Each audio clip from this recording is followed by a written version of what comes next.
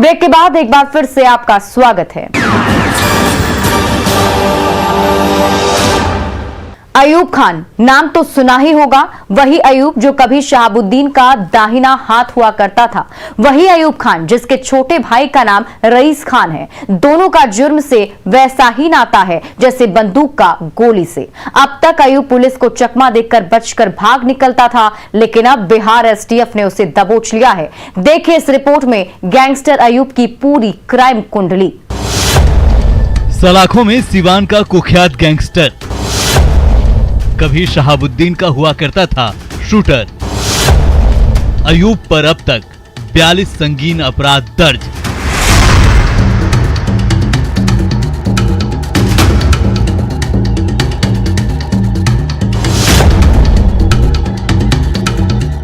तस्वीरों में दिख रहा ये शख्स एक खूंखार शूटर है, जिसका नाम सुनते ही अच्छों के पसीने छूटने लगते हैं।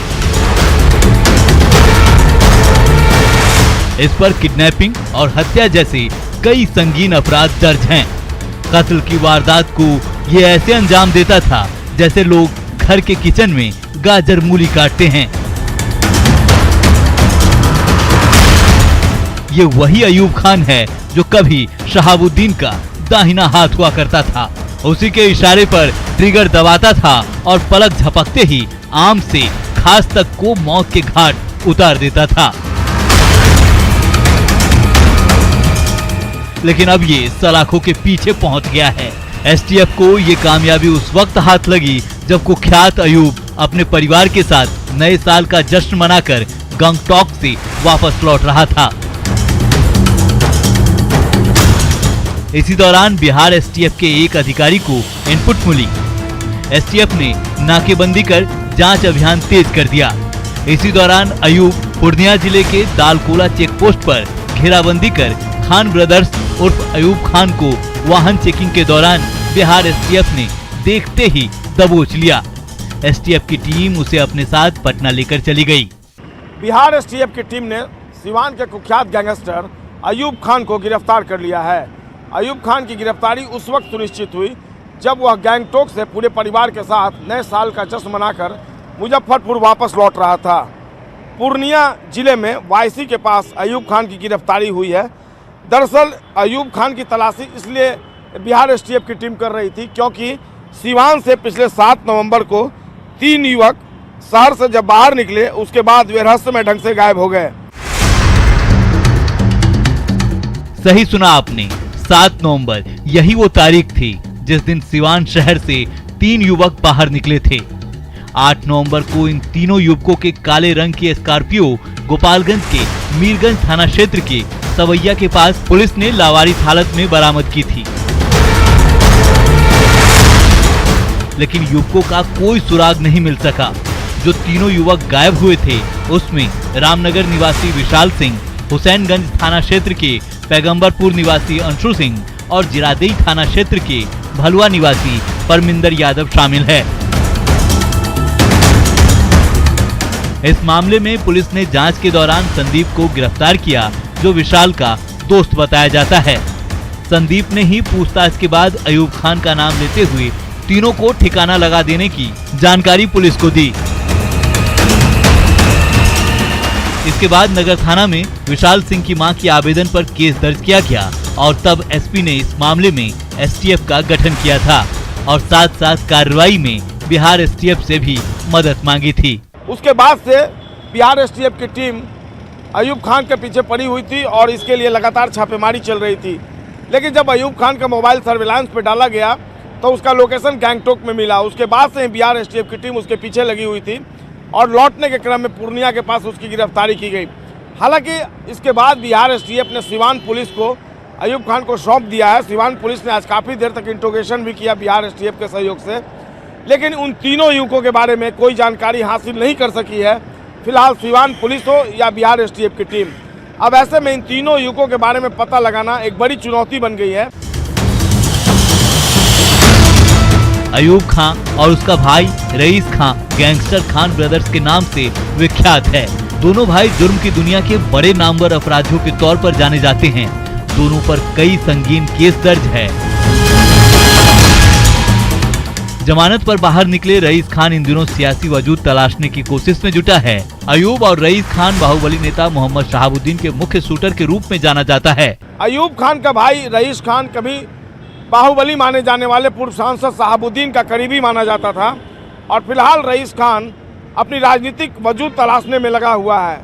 अब अयूब खान की रईस खान का जो ये भाई है अयूब खान, वह बड़ा भाई बताया जाता है और इसकी गिरफ्तारी के बाद उन तीनों युवकों के अपहरण के बारे में पुलिस क्या कुछ हासिल कर पाती है, फिलहाल इस बारे में कुछ नहीं बताया जा सकता है। लेकिन पुलिस के लिए अब तीनों युवकों के अपहरण का मामला और भी पेचीदा हो गया है।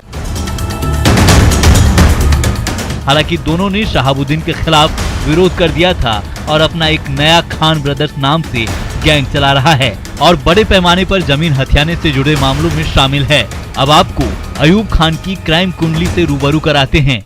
फिलहाल जो जानकारी बिहार एसटीएफ की टीम ने दी है उसके अनुसार अयूब खान के खिलाफ बिहार और बिहार के बाहर कुल मिलाकर 42 संगीन मामले दर्ज हैं। ऐसे में अंदाजा लगाया जा सकता है कि अयूब खान कितना कुख्यात अपराधी है। न्यूज़ 18 के लिए पूर्णिया से कुमार प्रवीण के साथ पटना से संजय की रिपोर्ट।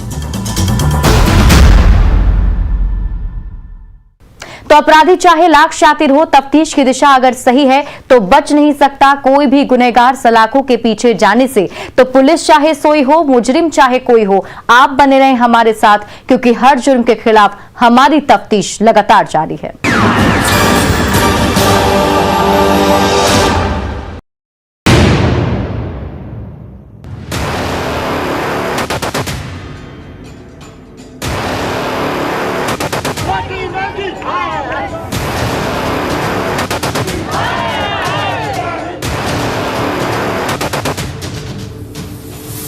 मैंने 5 किलो आटा खरीदा, 1 किलो चीनी खरीदी, पत्ती और ऑयल भी मैंने खरीदा था, लेकिन वो मेरे बजट से ज़्यादा जा रहा था, इसलिए मैंने वो माइनस करवा दिया। कहते हैं हमारी हुकूमत के अगले 3 माह इंतहाई अहम है। 24 घंटे में रोजाना सिर्फ चंद घंटे गैस मिल सकेगी। लोगों का नौकरी भी चला गया और घर भी उजाड़ गया, महंगाई रोज बरोज बढ़ता जा रहा है। 3 महीने में होगी इमरान की छुट्टी, नियाजी पर भारी जनवरी और फरवरी। नया पाकिस्तान बनाने का दावा करने वाले इमरान खान ने 3 सालों में ही अपनी जनता की जिंदगी दोज़ख बना दी। इमरान के नए पाकिस्तान में जनता एक एक निवाले को तरसने लगी। विदेशी कर्ज के मुद्दे पर पिछली सरकार को लानतें भेजने वाले इमरान खान की सरकार ने खुद इतना कर्ज ले लिया कि हर पाकिस्तानी इसके बोझ तले दबा महसूस करने लगा। बच्चों को चंपल लेके देते तो कपड़े नहीं है, कपड़े लेके देते तो पाँव नंगे है। पाकिस्तान की आर्थिक हालत बद से बदतर होती चली गई। न सऊदी अरब की मदद काम आई, न चीन की भीख। पाकिस्तान में बेरोजगारी और महंगाई ने तमाम रिकॉर्ड तोड़ डाले। क्रिकेटर से सियासत के धुरंधर साबित हुए इमरान खान जनता के लिए विलेन बन गए। नवाज शरीफ ने खाया, जरदारी ने खाया, सब ने खाया, इमरान खान भी खा रहा है। नया पाकिस्तान क्या बनेगा? तूने तो उल्टा कर डाला है। हमसे बिल्कुल नीचे का तबका है, वो गुर्बत की लकीर से नीचे आ गया है और गुजारा लोगों का बड़ी मुश्किल। जो एक टाइम खाना खाते थे वो आधी रोटी पे आ गए, जो 2 टाइम खाते थे वो 1 टाइम खा रहे हैं। लोग भूखे मर रहे हैं, रो रहे हैं। 2018 में इमरान खान की पाकिस्तान में हैसियत एक सुपरस्टार की थी। इमरान खान से लोगों को बहुत सारी उम्मीदें थी, लेकिन इमरान खान ने बहुत ज्यादा वक्त नहीं लिया और अवाम की उम्मीदों पर पानी फेर दिया।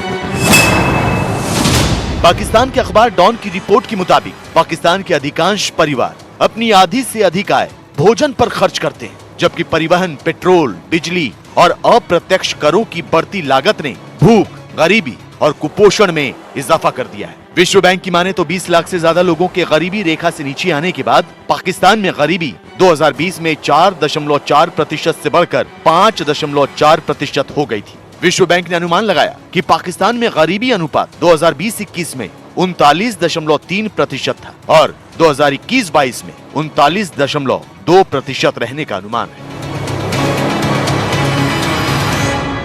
कह रहे हैं कि जी सारी दुनिया में तूफान आया है महंगाई का, ऐसा नहीं है। हिंदुस्तान में अक्टूबर में स्टेट बैंक की रिपोर्ट में लिखा है कि अक्टूबर में हिंदुस्तान में अफरात ज़र था 4.5% और पाकिस्तान में था 9.3%। भारत से हमारे यहाँ दुगना था। हमारी महंगाई जो थी बांग्लादेश से भी ज्यादा है और श्रीलंका से भी ज्यादा है और भारत से भी ज्यादा है। इसमें दो राय नहीं कि पाकिस्तान की इमरान सरकार महंगाई के मुद्दे पर चौतरफा घिर गई है। तो शायद यही वजह है कि खुद इमरान खान ने कबूल कर लिया है कि अगले 3 महीने में उनकी सरकार के पाए हिल सकते हैं।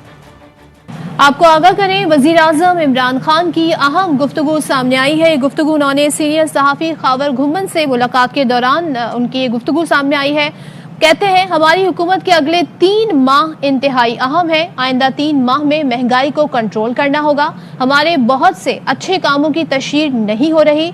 मेरे फौजी क़यादत के साथ ताल्लुकात मिसाली नौयत के हैं। आर्मी चीफ को मजीद तौसी से मुतालिक अभी सोचा नहीं, नवंबर दूर है। इत्तेहादियों के साथ मिलकर हुकूमत 5 साल पूरे करेगी।